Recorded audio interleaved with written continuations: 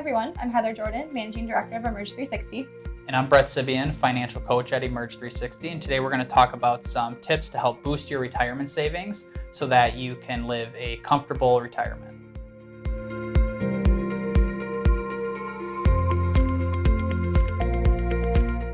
A couple things we like to talk about is maximizing your employer match. So at a bare minimum, we want everybody to contribute the amount that their employer is willing to give them in the form of a match. And then also, secondly, we like to talk about incrementally increasing contributions throughout your working career. So if you get a raise or if you pay off debt, those are very good times to think about increasing your contribution rates, whether it's in your 401k, IRA, or other investments. Another tidbit kind of the industry says is contributing between 10 and 15% of your income specifically for retirement. And that 10 to 15% includes the employer match. So just kind of use that as a guideline as you're thinking about how much to contribute to the plan. And then boosting your retirement savings, we do always talk about the 10 to 15%, but that does not mean you have to stop there, right? When you're at 15%, you can go 16 all the way up to kind of the max out numbers for 401ks and IRAs.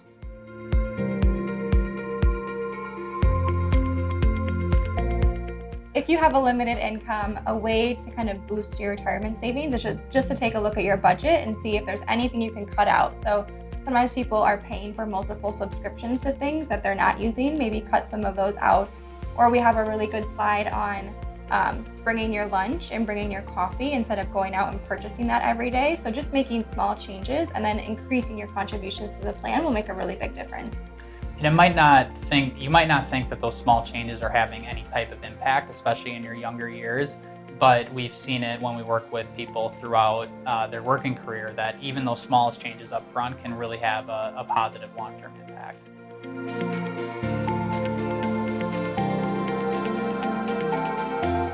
It is possible to retire early without changing your lifestyle if you are able to save a little bit more aggressively than other people. So like we said before, saving 10 to 15% is kind of that range. But if you want to retire earlier than 67 or 65, you might have to save 20 or 25% instead of that 10 to 15%. So saving more aggressively is really going to be key to retiring earlier than 65 or 67.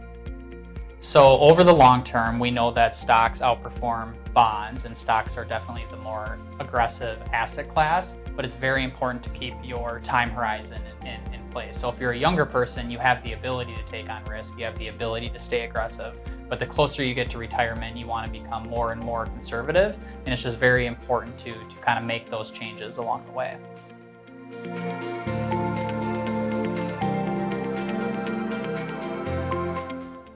So that's okay. It's always a good time to start. It's never too late to start, and just do the amount that you feel comfortable with, and then over time try to increase your savings as you get raises or as you feel more comfortable. So it's always a good goal to try to maximize your retirement accounts, but just know that if you can't, it's okay.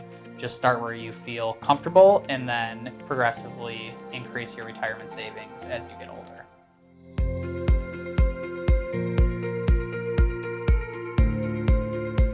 If you are someone who started saving late for retirement, once you're age 50, you are able to contribute more to both a 401k and an IRA in terms of a catch-up contribution. So definitely take advantage of that and really just reassess your budget to see if you can increase your savings as much as you can.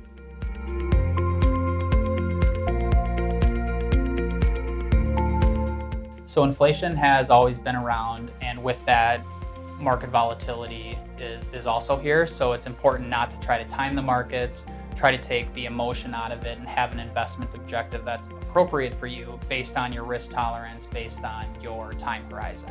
But I want to emphasize it's very, very important not to get spooked by markets, because markets have gone up and down forever. And it's important to ride the waves, ride the ups and downs, because that's ultimately going to give you the long-term success and benefit your retirement.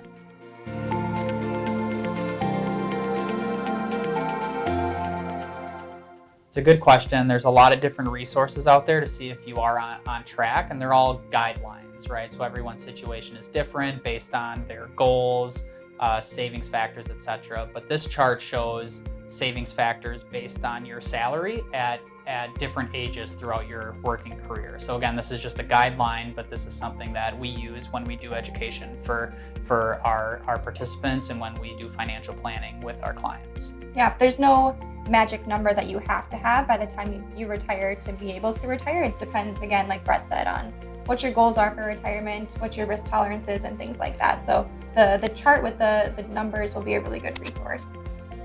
If you have any questions about retirement planning, to see if you're on track, please give us a call. We are happy to set up a meeting and talk about financial planning and your goals for retirement.